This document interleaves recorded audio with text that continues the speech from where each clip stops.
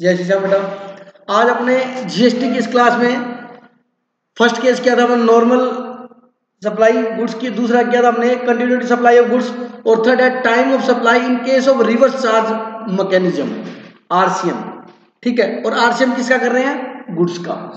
मतलब अभी तक केस किसके कर रहे हैं? अपने गुड्स के कर रहे हैं। ठीक है सर, गुड्स के मतलब टाइम ऑफ सप्लाई हम किसकी निकाल रहे हैं?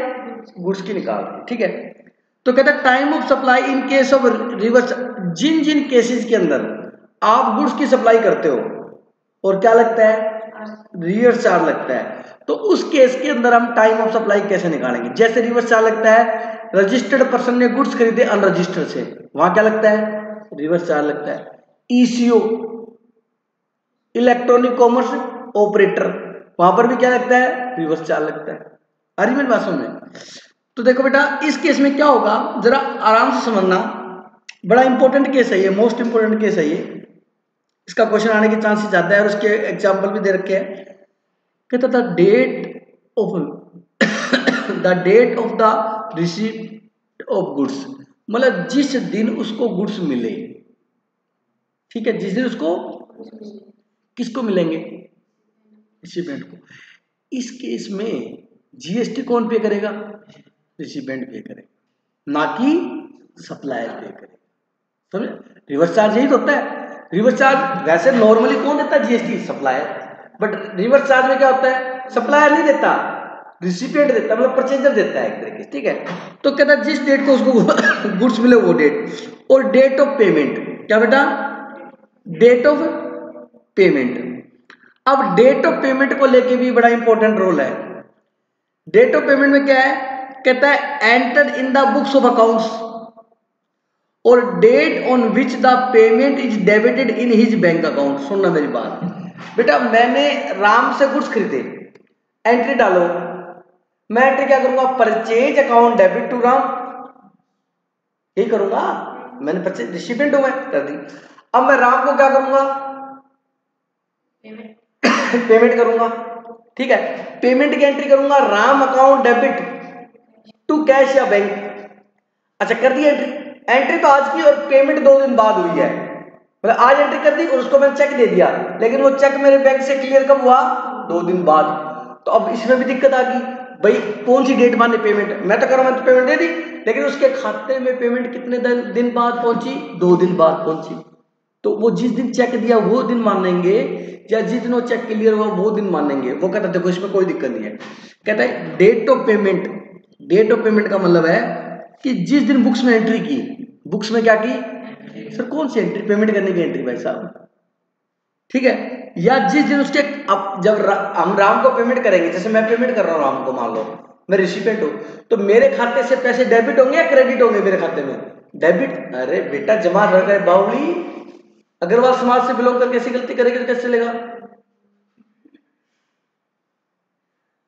मेरे खाते में जब पेमेंट जाएगी तो मेरा खाता क्या होगा? डेबिट होगा। ठीक है ना? और जिसके खाते में जाएगी उसके खाते में जमा होंगे, क्या होगी? क्रेडिट होगी। ठीक है, तो कहता date on which the payment is debited in his bank account, मतलब रिसिपिएंट के अकाउंट में तो डेबिट ही होगी, पैसे कम होंगे।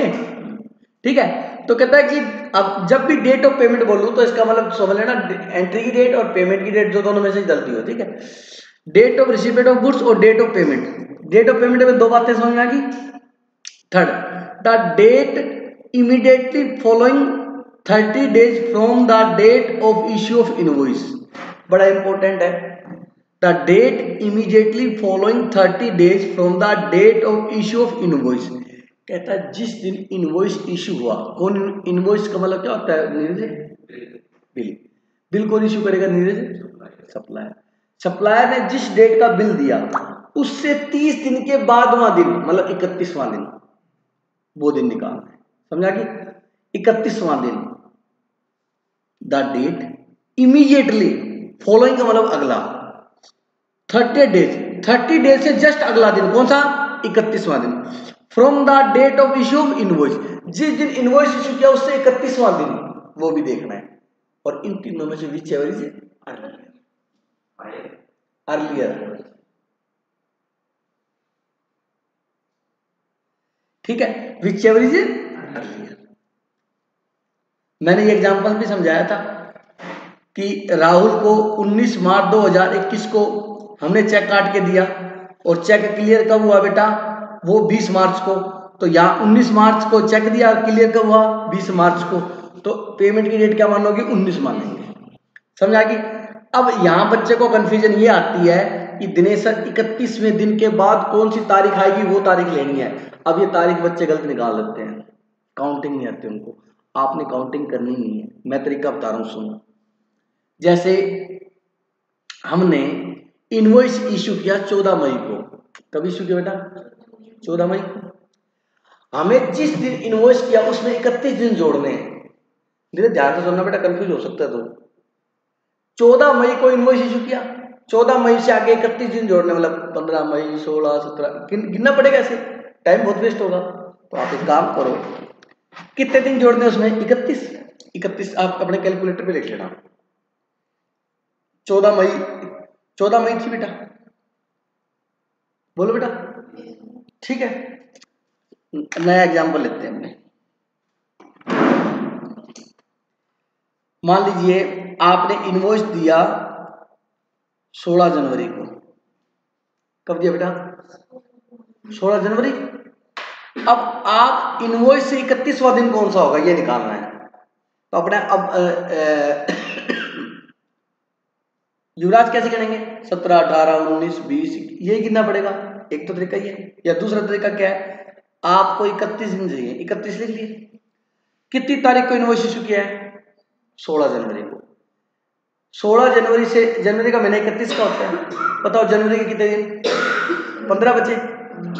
31 का महीना होता है, कितने दिन बचे, 15। 5 मिनट बेटा, जनवरी के कितने बचे, 15। तो इसमें से 15 डेज क्या कर दो, लेस कर दो। क्या कर दो बेटा, 15 डेज लेस कर दो। 31 में से 15 गए तो कितने बचे, 16। ये बात समझ आ गई भाई नीरज। सिर्फ 15 दिन लेस केस के 16 जनवरी को इनवॉइस दिया, तो बताओ जनवरी का महीना 17 18 19 20 21 22 23 24 25 26 27 28 29 30 31, 15 दिन हो गए ना। तो ऐसे गिनोगे तो 15 दिन जनवरी को हो गए। अगर 31 में से 15 दिन जनवरी के घटा देंगे तो जनवरी कंप्लीट होगी। अब क्या बचा, 16, इसका मतलब 16 फरवरी होगा। शायद समझ में आ गया होगा, नहीं आया तो कांग्रेस ही कैसे दिखा सकता है। हाँ जी, आगे समझ। अब आप बताना, हमने बिल इशू किया 17 जुलाई को, कब इशू किया, कोई नहीं बताएगा, कोमल बताएगी। कोमल बता, इसके 31वां दिन क्या होगा, कैलकुलेटर के साथ में पड़ा बगल में। बात नहीं करनी,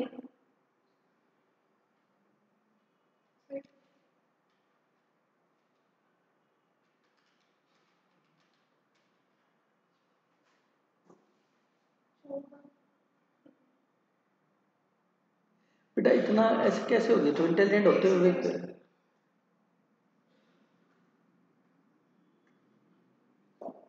नीरज, हाँ, अब सुनो, देखते बिल कब इशू किया आपने, 17 जुलाई को। अपने को 31 दिन चाहिए, 31 लिख लो कैलकुलेटर पे। जुलाई के कितने दिन बाकी हैं, 14 दिन बाकी हैं। इसमें से 14 लेस कर दो, 14 लेस करो तो क्या बचेगा, 17। तो 14 दिन आपने किसके लेस किए बेटा, जुलाई के। तो जुलाई से अगला महीना कौन सा होता है, अगस्त ही होता है। इतना कॉमन सेंस तो आप भी लगा सकते हो। तो 17 अगस्त होगा। हाँ बाबू जी, छोड़ दो कोई बात नहीं, जो मैं बता रहा हूँ समझ आ गया। एक एग्जाम्पल और करते हैं। 3 अगस्त को इनवॉइस जारी किया, 31वां दिन क्या बनेगा बता।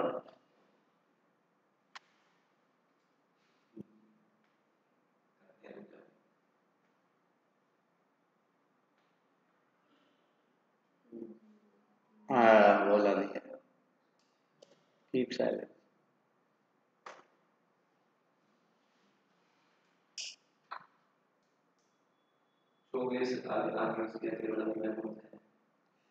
यार मेरे को नहीं पता, 3 अगस्त है ये। अब क्या आएगा बता, 31वां दिन कौन सा बनेगा?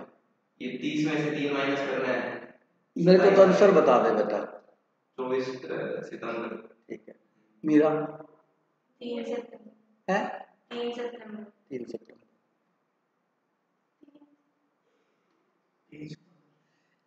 कोमल तेरे को भी डाउट है मेरे को लग रहा है। सर मेरे क्या एक बात बताओ बेटा, दिक्कत कहाँ आती है? आप सीधा 31 लिखो। अब आपने बिल कब इशू किया है? 3 अगस्त को। अगस्त में कितने दिन होते हैं? 31। 3 दिन तो गए, तो अगस्त के कितने दिन बचे? 28 बचे ना। तो 28 आप इसमें से लेस करो तो कितना बचा? 3। तो ये 28 दिन आपने किसके लेस किए हैं? अगस्त के। अगस्त के बाद महीना कौन सा आता है? सितंबर आता है। 3 सितंबर आंसर हो गया। मतलब डेट काउंट करने में दिक्कत आ रही है।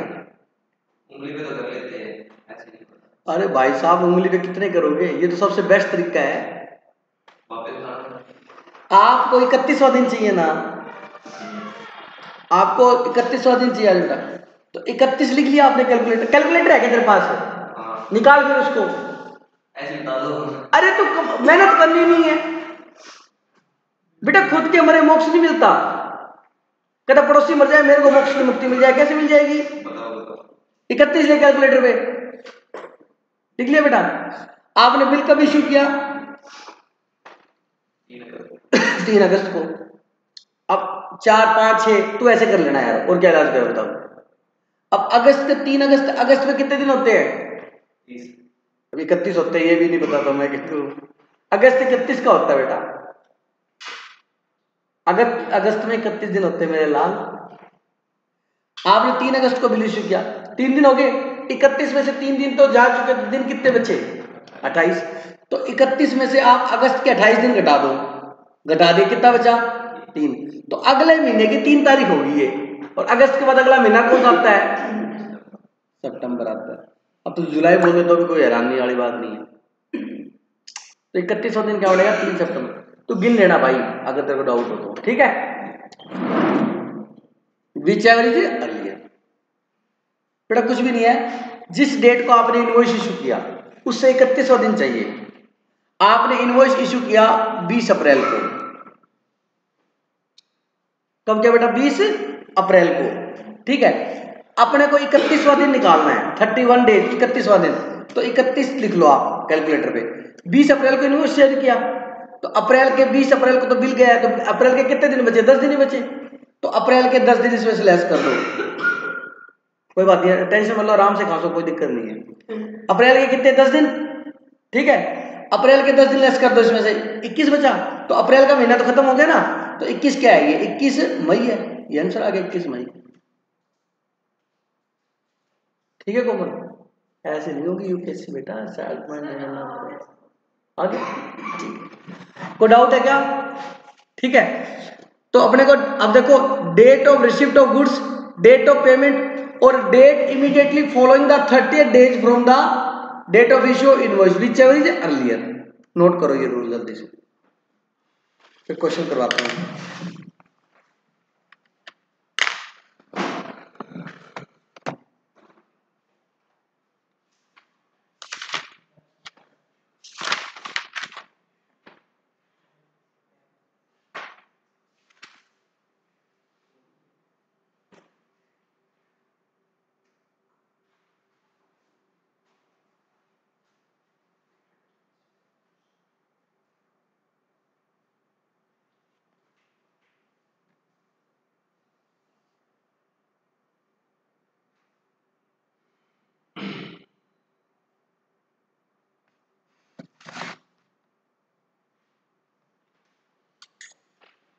तो रिवर्स चार्ज गुड्स का केस में बेटा आरसीएम बता रहा हूं मैं आपको, ठीक है। आरसीएम का रूल बता दिया, दोबारा बताओ क्या था पहला पॉइंट?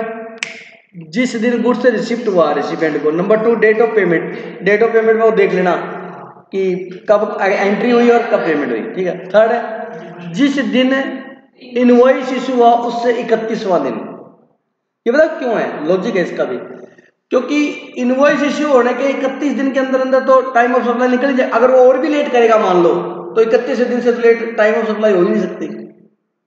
लॉजिक है इसमें भी, ठीक है। Anyway x N unregistered dealer. Sir unregistered dealer तभी तो आरसीएम लगेगा। जब अनरजिस्टर्ड डीलर से रजिस्टर्ड डीलर गुड्स खरीदता है तो क्या लगता है, आरसीएम लगता है। समझ रहे हो बात को? कहते हैं X and unregistered dealer supply goods to Y. Y क्या है बेटा, रजिस्टर्ड है, डीलर है। Y is liable to pay the tax under the reverse charge mechanism. कहते हैं वाई आरसीएम के अकॉर्डिंग टैक्स देने के लिए लाइबल है। Detail in respect of issue of invoice by X, ठीक है, receipt of goods and payment etcetera by Y are presented in the following table. इस टेबल में सब कुछ दिया हुआ है। चलिए सबसे पहले date of receipt of goods, बोलो इसको देखेंगे, हाँ ये तो देखेंगे एक नंबर। Date of issue of invoice by the supplier, इसको देखेंगे, हाँ इससे 31वां दिन निकालेंगे हम। क्या निकालेंगे, हाँ date on which payment is entered in the books of accounts, हाँ date on which payment debit in the, ये चारों कॉलम काम के हैं, कोई भी बेकाम का नहीं इसमें से। तो अब एक काम करेंगे, अपने क्या करना है, आपने जब आंसर करना है तो date of receipt of goods लिखना है, अगला कॉलम लिखना है date of issue of invoice 31st day after date of invoice, immediately तक वो कॉलम बनाना है, ठीक है। तीसरा ये बनाना है सेम डेट, और चौथा भी यही बनाना है। दूसरा कॉलम चेंज करना है अपने को, क्योंकि उसका 31वां दिन निकालना है। देखो कैसे निकालेंगे, कैलकुलेटर निकालो, शाबाश निकाल दिया। अब सभी निकालना मेरे साथ, ये देखो इसमें देख बेटा, इधर देख क्या लिखा हुआ है, 18 अप्रैल, 18 अप्रैल, ठीक है, 31 लिखो कैलकुलेटर पे। अच्छा अप्रैल के 12 दिन लेस करो, अप्रैल के 12 दिन लेस कर इसमें से, अप्रैल खत्म होगी, 19 मई आ गया। ये तेरे को दिमाग में चलना है कि मैंने 12 दिन अप्रैल के घटा दिए हैं, तो ये 19 है, तो ये अगले महीने की 19 तारीख है, मतलब अगले महीने के 19वां दिन, अगले महीने का 19वां दिन क्या बनेगा, 19 मई बनेगा। तो यहाँ क्या आंसर आ गया 19 मई। पहले इसका 31वां दिन निकाल लें, इसका क्या आएगा 23, अब फिर लिखो 31, फिर लिखो 31, अब 23 अप्रैल है ना, तो 7 दिन घटा दो अप्रैल के, 24 आ गया, तो इसका 24 मई। और ये क्या है, सेम आएगा, क्या आएगा, ठीक है। अब ध्यान से सुनना, आंसर ऐसे करेंगे, निकाल लिया, ये देख लो 18 अप्रैल, ये निकाला था अपनों ने, वो क्वेश्चन वाला लिखा इसने, 18 अप्रैल, 23 अप्रैल और 18, ये क्या आ गई बेटा, date on which payment entered in the books आ गई। अच्छा इसने लिखा ही नहीं भाई ने, 31वां दिन लिखा ही टेबल में भी, मतलब टेबल में नहीं लिखा इसने 31वां दिन, इसने नोट डाल दिया। मेरे हिसाब से लिख लो तो ज्यादा बढ़िया बेटा, तो कंपेयर तो तभी कर पाएंगे। चलो अब आपने पहले का क्या आंसर आया था बताना बेटा, 19 मई आया था ना, 19 मई, और इसका क्या आया था, है 24 मई, और इसका क्या आया था 19 मई। अब देखने में थोड़ी आसानी हो जाएगी, निकाल लेंगे तो हमने। अब देखो ये 18 अप्रैल, ये 19 मई, ये 20 अप्रैल, ये 22 अप्रैल, बताओ क्या आंसर आएगा, 18। समझा कि वैसे आपको निकालने की जरूरत भी नहीं होगी, मैं बताता हूं कैसे नहीं होगी, निकालो तो बढ़िया। अब सुनो मेरी बात, इधर देखो, इधर देख, गुड्स कब मिले, 23 अप्रैल को, ठीक है, बिल कब मिला, 23 अप्रैल को। अब 23 अप्रैल में 31 दिन जोड़ोगे तो वो तो बाद में आएगी, मई आ जाएगी, तो इसका मतलब यहां मई तो आंसर आएगा ही नहीं, मई आएगी ना। फिर ये क्या है 20 अप्रैल, ये क्या है 22 अप्रैल, तो क्या वो इसमें अगर 31 एग्जैक्ट मत निकालो, लेकिन मोटा मोटी हिसाब लगा लिया मेरा अपनों ने कि मई आएगी, और बाकी तीनों तारीख किसकी है, अप्रैल की है, तो इसमें से अप्रैल वाले में से आंसर आएगा। ये बात समझ आएगी नहीं, इसलिए नहीं निकाली इसने, ठीक है। तो इसका बताओ क्या आंसर आएगा, 23 अप्रैल, 20 अप्रैल, 20 अप्रैल, 18 जून, ठीक है, 18 जून, 18 अप्रैल, 13 जून, 15 जून। अब यहां पर जरूरत पड़ेगी भाई, यहां सारे महीने जून के बेटा। अब ये 18 अप्रैल, इसमें 31वां दिन क्या बनेगा 19 मई, तो 18 जून, 19 मई, 13 जून, 15 जून, तो बताओ क्या आंसर आएगा 19 मई, ये लिखा हो 19 मई। समझा कि अब एक काम करो, एग्जाम्पल नंबर 9 खुद से करके देखो जल्दी से। अभी एग्जाम्पल नंबर 9 करिए अपने आप, शाबाश जल्दी करो।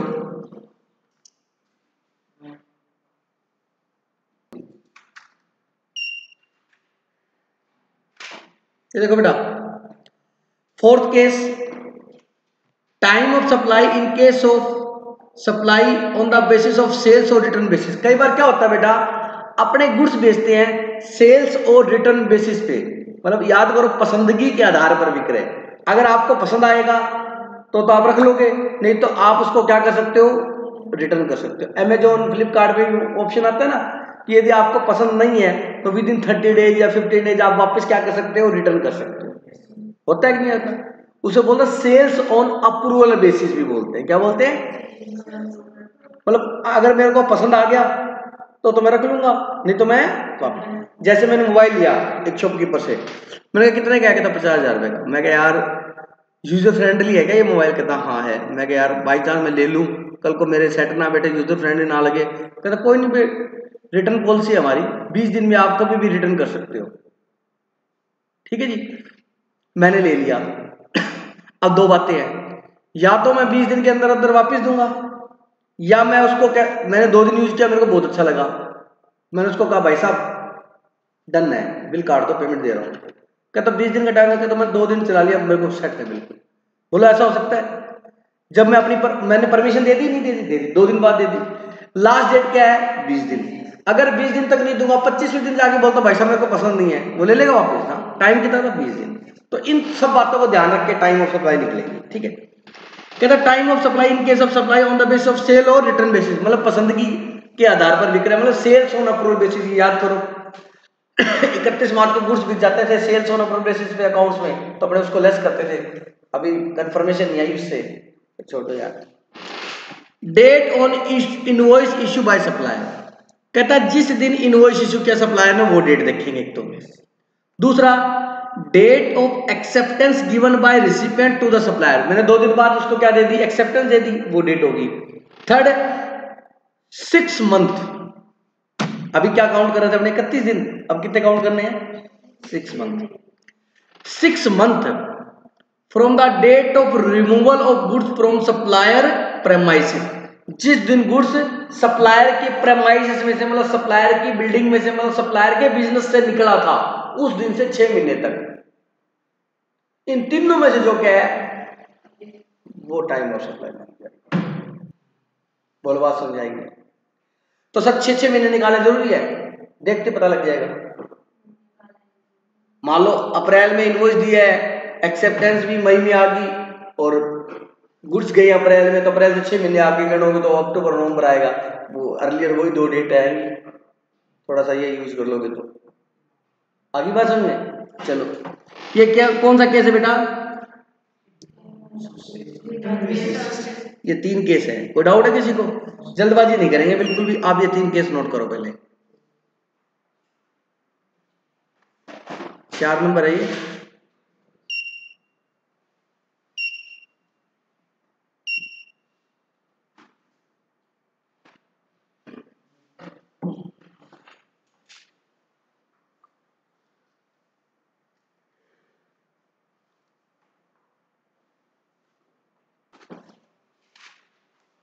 A has supplied certain goods to B on sales or return basis।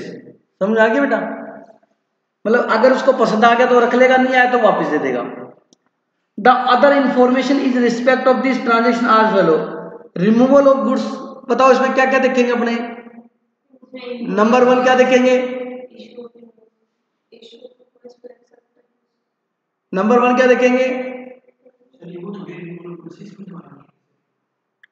यार इसको छोड़ो ना, अभी रिमूवल वाले रूल क्या लिखा है आपको? क्या अच्छा उसको क्या? हाँ बोलो। हाँ डेट ऑफ इनवॉइस बोल दो शॉर्ट में, क्या दिक्कत है? Number 2 acceptance given by recipient, और third 6 month from date of removal from the supplier premises whichever is earlier. पहला क्या है? डेट ऑफ इनवॉइस, दूसरा क्या है? एक्सेप्टेंस, तीसरा उसकी बिल्डिंग से गया तब से 6 महीने। ठीक है, तो रिमूवल ऑफ गुड्स इधर देखो, इसका यूज नहीं है, इससे 6 महीने कितने देख लेंगे, देखेंगे जरूरत पड़ेगी या नहीं पड़ेगी। 1 सितंबर, अच्छा इनवॉइस कब दिया? 15 सितंबर। अब यही पढ़ते पता लग गया जरूरत नहीं पड़ेगी, क्योंकि एक रिमूवल से 6 महीने गिनोगे तो सितंबर, अक्टूबर, नवंबर, दिसंबर, जनवरी, फरवरी में जाएगा ना, फरवरी में जाएगा, मार्च में जाएगा, जो भी जाएगा। लेकिन इनवॉइस कब इश्यू हो गया 15 सितंबर को, तो ऑब्वियसली 15 सितंबर तो है ना। दूसरा क्या है, एक्सेप्टेंस कब दिया 15 सितंबर को, पेमेंट कब आई 25 सितंबर को। बताओ क्या आंसर आएगा 15 सितंबर, ये आंसर है 15 सितंबर। इजी बहुत है, लेकिन अब एक दूसरे में जाना शुरू हो जाएगा, उसका रोल उसमें, उसका रोल उसमें, इसलिए रिवीजन करनी पड़ेगी। 1 नवंबर और रिमूवल हुआ गुड्स का, इनवॉइस कब इश्यू हुआ 21 सितंबर। अब देखो 1 नवंबर से अगर आप 6 महीने गिनोगे तो 1 अक्टूबर, बोलो 1 अक्टूबर, 1 नवंबर, 1 दिसंबर, 1 जनवरी, 1 फरवरी और 1 मार्च। लेकिन 1 मार्च अगले साल का आएगा, और इनवॉइस कब इश्यू हो गया सितंबर में, तो अर्ली यही होएगा, फिर गिनूं क्यों मैं, समझ रहे मेरी बात को। 21, 18 और पेमेंट कब आई 19 को, तो बोलो क्या होगा 18 सितंबर। आंसर देख लो 18 सितंबर, बोलो समझ आएंगे।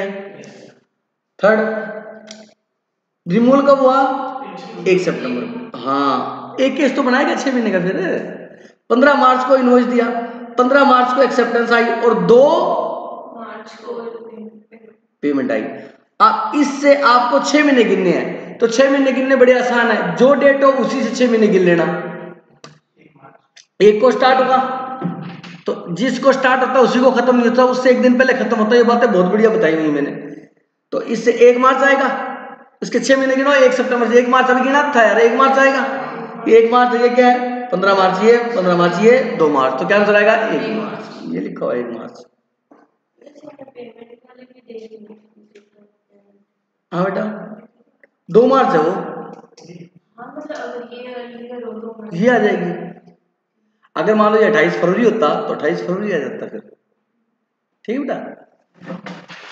अगला एग्जाम्पल 11 नंबर होमवर्क आपके लिए, सेम डिटो है, घर पे कर लेना। केस नंबर 5, कितने केस करा दिए बेटा 4 करवाए हैं, 4 कराए हैं कोमल, पहला नॉर्मल, दूसरा कंटिन्यूटी, तीसरा आरसीएम, चौथा सेल्स ऑन अप्रूवल बेसिस, और 5वां बेटा वाउचर। वो क्या वाउचर बोलो या वाउचर बोलो, आपके हैं। चलो, time of supply please in case of voucher. Voucher क्या होता है सुनो बेटा, बहुत सी कंपनी अपने एम्प्लॉयज को वाउचर दे देती है, ठीक है। यहां तो कम होता है, मेट्रो सिटी में जाओ, संडे को, सैटरडे को, वीकेंड पे मॉल पे जाओ तो मूवी की टिकटें मिल जाती हैं, कोई चलता रहता प्रोग्राम, उसमें जीतने का मौका, ये वो वाउचर ही होते हैं एक तरीके से, ठीक है। अब जैसे कोई बॉडी कंपनी है, वो कहती है कि टारगेट पूरा किया तो 10,000 का आपको शॉपिंग वाउचर मिलेगा, आप पीटर इंग्लैंड से कुछ भी परचेज कर सकते हो, वाउचर देते हो, कार्ड सा होता है कंपनी का, समझ रहे हो, ऐसे वाउचर मिल जाता है अपने को। तो कहता है अगर वाउचर मिला हो तो क्या होगा, in time of supply in case of voucher. मान लीजिए मैंने किसी कंपनी से टाई अप कर लिया, जैसे इससे कर लिया, कल्याण ज्वेलर्स से कर लिया, कल्याण ज्वेलर्स एक कंपनी है, मान लो रिलायंस ने, कि इन जो सेल्समैन टारगेट पूरे करेगा ना, उनको 50,000 रुपए के वाउचर देंगे गोल्ड परचेज करने के लिए। लेकिन वो वाउचर किससे मिलेंगे, जो इंप्लॉय टारगेट पूरे करेगा। फिर वो वाउचर मिल जाएगा, वो वाउचर ले जाके कल्याण ज्वेलर्स से क्या कर सकता है, पैसे नहीं लगेंगे, वाउचर ले जाएगा। और वो वाउचर किसने इश्यू किया, रिलायंस कंपनी ने, और रिलायंस कंपनी का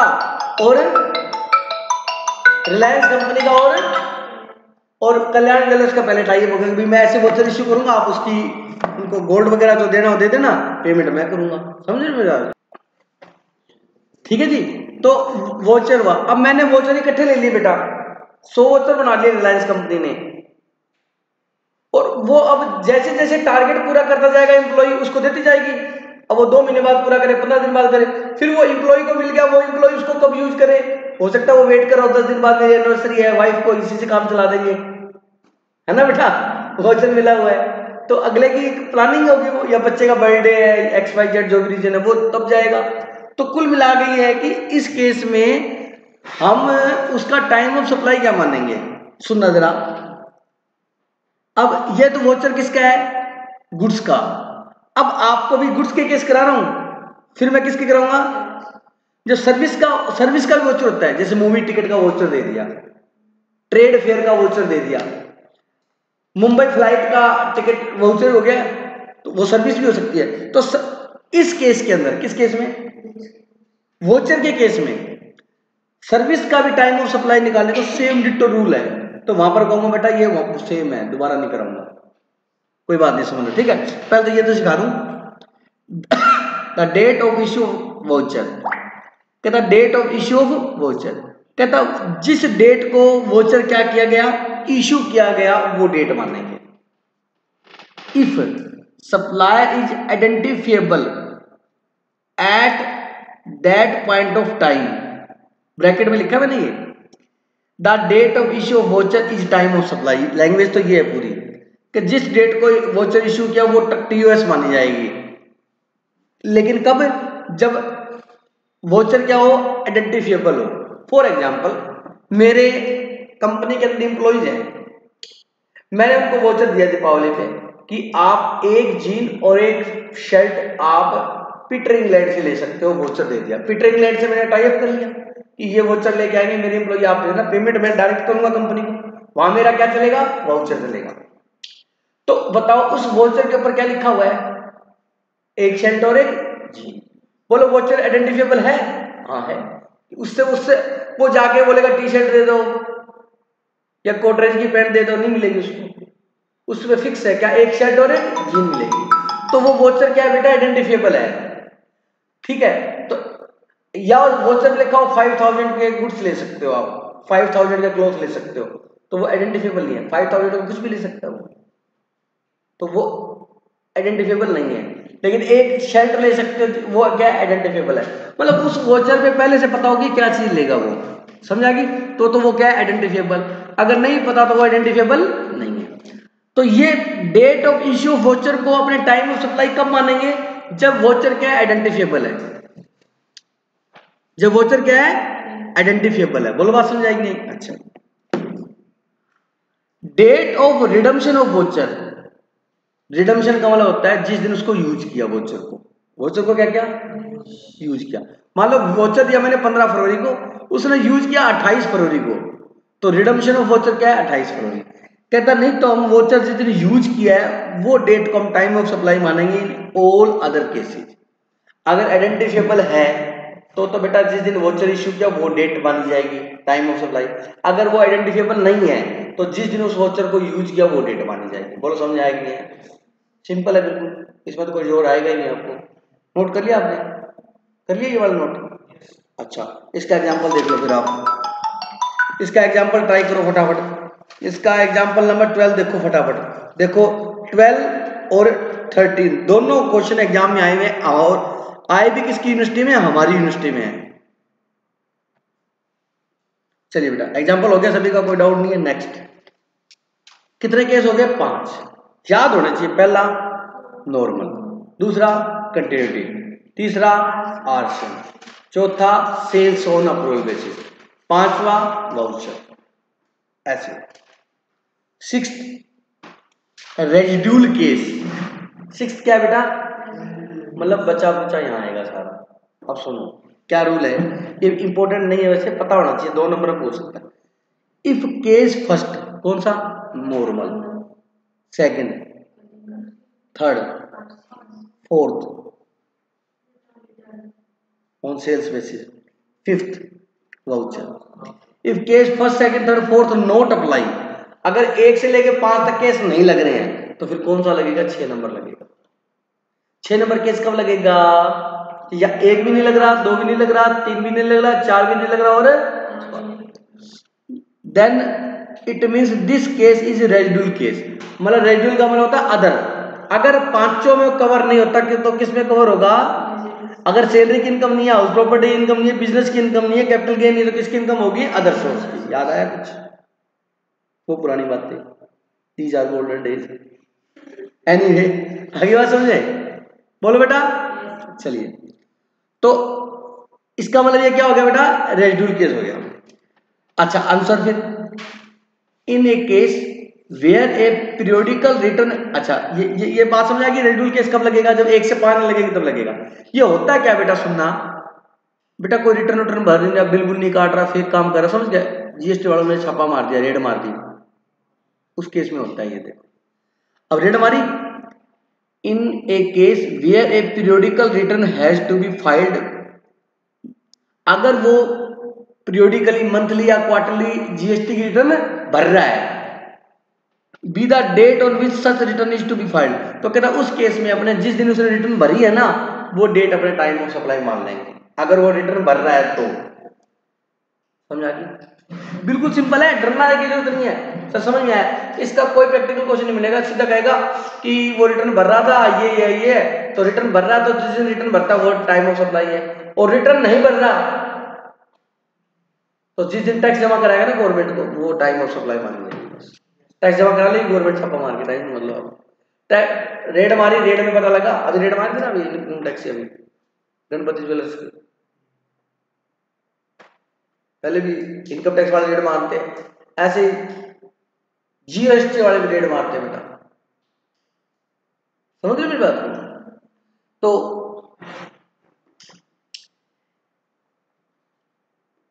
अगर रिटर्न फाइल करता है तो क्या होगा बेटा, date on which such return is to be filed, समझ आ गई मेरी बात।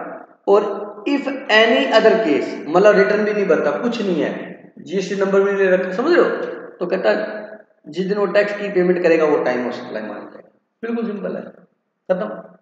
अब लास्ट केस 7 नंबर साथ में करा देता हूं। क्या होता है, आपने बिल गुड्स बेच दिए, 10,000 का गुड्स बेचा, चलो ठीक है, उसकी टाइम ऑफ सप्लाई निकाली नॉर्मल केस में। नॉर्मल केस में टाइम ऑफ सप्लाई क्या थी बेटा,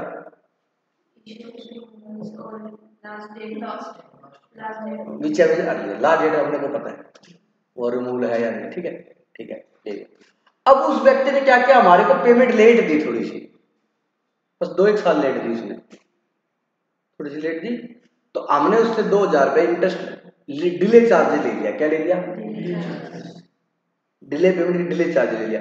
अब देखा जाए तो 10 की जगह अपने क्या लेंगे, गवर्नमेंट कहती है तेरे को मिला 2,000 एक्स्ट्रा, कहते हैं हाँ हमें भी चाहिए, इस 2,000 रुपये में जीएसटी चाहिए, तेरे को मिला तो हमारे को भी चाहिए, बोलो बात समझ में आएगी नहीं, तो गवर्नमेंट कहती है 2,000 रुपये जीएसटी होते, बट वो अलग बात है, वो 2,000 का बिल ही काटेगा, कैश में ले लेगा, वो सब जुगाड़ कर लेते हैं। लेकिन मैं तो रूल बढ़ा रहा हूँ, अच्छी बातें बता रहा हूँ आपको, जीएसटी में क्या प्रावधान है इसका।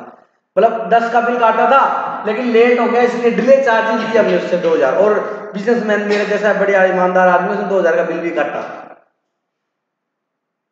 ठीक है जी। तो उस 2,000 के ऊपर डिले चार्जेस पे भी क्या लगेगी, जीएसटी लगेगी। सुनो, enhancement in value on account of, enhance का मतलब वैल्यू बढ़ गई बिल की, 10 से 12 होगी कि नहीं होगी वो case. Enhancement in value of account of interest या लेट फीस, इंटरेस्ट का मतलब ये इंटरेस्ट, ये कौन सा इंटरेस्ट है, वो एफडी वाला इंटरेस्ट नहीं है, लेट चार्जेस हुआ इसलिए वो ब्याज ले रहा है 2 महीने का उससे, ठीक है। Late fees etcetera for delay payment, delayment of consideration, मतलब कंसिडरेशन क्या हो गया, डिले हो गया, ठीक है। तो कहता time of supply the date on which payment is received by the supplier, बिल्कुल सिंपल। तो एडिशनल पेमेंट जो 2,000 मिलेगी, जिस दिन आपको मिलेगी उसी दिन उसका क्या मान लेंगे, टाइम ऑफ सप्लाई, खत्म। 7 केस थे बस सर गुड्स के, नोट कर लो दोनों केस, कल गुड्स स्टार्ट करेंगे। थैंक यू सो मच, जय श्री श्याम बेटा, ओके थैंक यू बाय।